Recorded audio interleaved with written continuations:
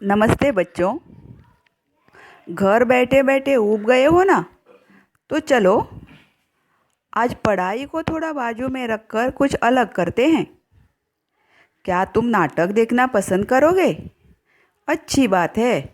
तो चलिए दोस्तों, दिल थाम कर बैठो और नाटक का आनंद उठाओ। लेकिन उससे पहले मेरी कुछ बातें तो सुन लो। दोस्तों, नाटक खेलना उतना आसान नहीं जितना हम समझते हैं। उसके लिए पूरी तैयारी करनी पड़ती है, रिहर्सल करनी पड़ती है, नहीं तो नाटक बिगड़ने की संभावना ज़्यादा होती है। अगर अभिनय करने वाले कलाकार नए हो, डरपोक हो, तो क्या हालत हो सकती है, यह आज हम देखेंगे नाटक में नाटक इस पाठ में। इस पाठ के पात्रों के नाम है राकेश, जो कि इस नाटक का निर्देशक है। मोहन बना है चित्रकार, सोहन बना है उर्दू का शायर और श्याम बना है संगीतकार। तो चलिए दोस्तों, नाटक का मज़ा लेते हैं। राकेश का मन तो कह रहा था कि बिना पूरी तैयारी के नाटक नहीं खेलना चाहिए, और जब नाटक में अभिनय करने वाले कलाकार भी नए हों, मंच पर आकर डर जाते हों, घबरा जाते हों और कुछ कुछ बुद्धू भी हो, तब तो अधूरी तैयारी से खेलना ही नहीं चाहिए। उसके साथी मोहन, सोहन और श्याम ऐसे ही थे। राकेश को उनके अभिनय पर बिल्कुल भी विश्वास नहीं था।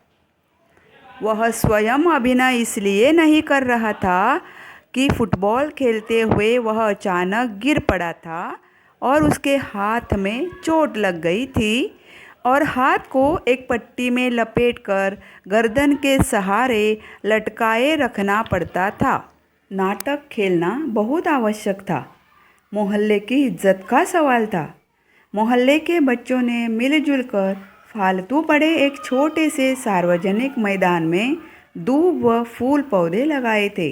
वहीं एक मंच भी बना लिया था। राकेश की योग्यता पर सबको बहुत विश्वास भी था। दूब यानी हरियाली। समय था केवल 1 सप्ताह का। 7 दिन ऐसे निकल गए कि पता भी नहीं लगा। मोहन, सोहन और श्याम यूँ तो अच्छी तरह अभिनय करने लगे थे, पर राकेश को उनके बुद्धूपन से डर था। हर एक अपने को दूसरे से अधिक समझदार मानता था, इसलिए यह भूल जाता था कि वह कहाँ क्या कर रहा है। बस कहने से मतलब। दूसरे चाहे उनकी मूर्खतापूर्ण बातों पर हंस रहे हो, मगर वे पागलों की तरह आपस में ही उलझने लगते थे। राकेश ने पूर्वाभ्यास के 7 दिनों में उन्हें बहुत अच्छी तरह समझाया था। निर्देशन उसने इतना अच्छा दिया था कि छोटी से छोटी और साधारण से साधारण बात भी समझ में आ जाए। खैर, प्रदर्शन का दिन और समय भी आ गया। राकेश साज सज्जा कक्ष में खड़ा सबको खास खास हिदायतें फिर से दे रहा था। मोहन ने कहा, मेरा दिल तो बहुत जोर से धड़क रहा है। सोहन ने सीने पर हाथ रखकर कहा, मेरा भी। राकेश ने उनकी हिम्मत बढ़ाते हुए कहा, तुम लोग पानी पियो और मन को साहसी बनाओ। जैसे तैसे अभी तक तो ठीक ठाक हो गया। अभिनेता मंच पर आ गए। पर्दा उठा। मोहन बना था चित्रकार और सोहन बना था उर्दू का शायर। नाटक में दोनों दोस्त होते हैं। चित्रकार कहता है, मेरी कला तो महान है। शायर कहता है, मेरी कला महान है। श्याम बनता है संगीतकार। वह उनसे मुलाकात करने उनके उस स्थान पर आता है जहां वे बहस कर रहे हैं। बजाय इसके कि वह नए नए मित्रों से मधुर बातें करे, बड़े छोटे के इस विवाद में उलझ जाता है। वह कहता है, संगीतकार की कला महान है। अभी तक अभिनय अच्छी तरह चल रहा था। सबको अपना अपना पार्ट याद आ रहा था। सब ठीक ठीक अभिनय करते चले जा रहे थे। अचानक श्याम अपना पार्ट भूल गया। पर्दे की आड़ में राकेश स्वयं पूरा नाटक लिए खड़ा था। वह हर एक संवाद का पहला शब्द बोल रहा था ताकि कलाकारों को संवाद याद आते रहे। मगर श्याम घबरा गया। वह सहसा चुप हो गया। उसके चुप होने से चित्रकार और शायर महोदय भी चुप हो गए।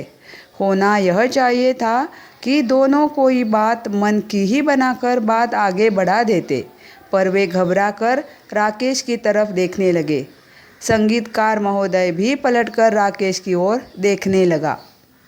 राकेश बार बार संगीतकार जी का संवाद बोल रहा था, मगर आवाज़ तेज़ होकर माइक से सबको न सुनाई दे जाए, इसलिए धीरे धीरे फुसफुसा कर बोल रहा था। संगीतकार जी को वह हल्की आवाज़ सुनाई नहीं दे रही थी। तभी शायर साहब संगीतकार के कंधे पर हाथ मारकर बोले, उधर जाकर सुन लेना। संगीतकार अपना वायलिन पकड़े पकड़े राकेश की ओर खिसक आए। दर्शक ठठाकर हंस पड़े। संगीतकार जी और घबरा गए। जो कुछ सुनाई पड़ा उसे ही बिना समझे बूझे झट से बोलने लगे। संवाद यह था, जब संगीत की स्वर लहरी गूंजती है तो पशु पक्षी तक मुग्ध हो जाते हैं। शायर साहब, आप क्या समझते हैं संगीत को?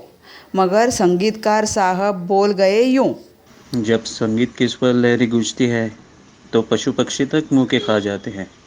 गाजर साहब, आप क्या समझते हैं हमें? शायर साहब तपाक से बोले, तुम्हारा सर गाजर साहब हूँ मैं। दर्शक फिर ठठाकर हंस पड़े। चित्रकार महोदय ने मंच पर सूझ और अक्लमंदी दिखाने की कोशिश की। इनका मतलब है आपकी शायरी गाजर मूली है और आप गाजर साहब हो। सो इनकी कला महान है, मगर मेरी कला इनसे भी महान है। राकेश दांत पीस रहा था। उसकी सारी मेहनत पर पानी पड़ गया था, पर इस तरह बात संभलते देखकर कुछ शांत हुआ। इस बार शायर साहब बुद्धूपना दिखा बैठे। गुस्सा होकर बोले, तूने भी गलत बोल दिया। मुझे गाजर साहब कहने की बात थी क्या? और मेरी शायरी गाजर मूली है तो तेरी चित्रकला झाड़ू फेरना है, पोतना है, झक मारना है। चित्रकार महोदय ने हाथ उठाकर कहा। देख, मुंह संभाल कर बात कर। दर्शक फिर बड़े जोर से हंस पड़े। राकेश घबरा रहा था। उसे गुस्सा भी आ रहा था और रोना भी।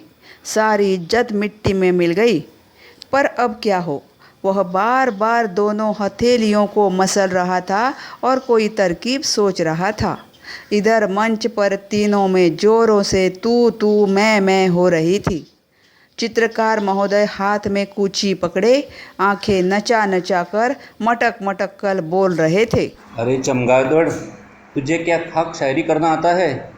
ज़बरदस्ती से तुझे ये पार्ट दे दिया, तूने सारा गड़बड़ कर दिया। मुझे चमगादड़ कहता है? अरे आलू बुखारे, शायरी तो मेरी बातों से टपकती है। तूने कभी टूथब्रश के अलावा कोई ब्रश उठाया भी है? यहाँ चित्रकार बना दिया तो सचमुच ही अपने आप को चित्रकार समझ बैठा। दर्शक हंसी से लोटपोट हुए जा रहे थे। संगीतकार महोदय कभी उन दोनों लड़ते कलाकारों की ओर हाथ नचाते तो कभी दर्शकों की ओर। तभी तेजी से राकेश मंच पर पहुंच गया। सब चुप हो गए, सकपका गए। राकेश पहुंचते ही एक कुर्सी पर बैठते हुए बोला, आज मुझे अस्पताल में हाथ पर पट्टी बंधवाने में देर हो गई, तो तुमने इस तरह रिहर्सल की है? ज़ोर ज़ोर से लड़ने लगे। अभिनय का दिन बिल्कुल पास आ गया है और हमारी तैयारी का यह हाल है। चित्रकार महोदय ने इस समय अक्लमंदी दिखाई और बोले, हम क्या करें डायरेक्टर साहब, पहले किसी ने ये गलती की। राकेश बात काट कर बोला, अरे तो मैंने कह नहीं दिया था कि रिहर्सल में भी यह मानकर चलो कि दर्शक सामने ही बैठे हैं। अगर गलती हो गई थी तो वहीं से दोबारा रिहर्सल शुरू कर देते। यह क्या कि लड़ने लगे?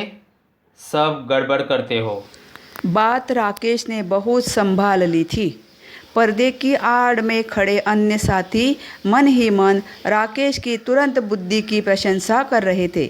दर्शक सब शांत थे, भौचक्के थे। वे सोच रहे थे, यह क्या हो गया? वे तो समझ रहे थे कि नाटक बिगड़ गया, मगर यहाँ तो नाटक में ही नाटक था, उसकी रिहर्सल ही नाटक था।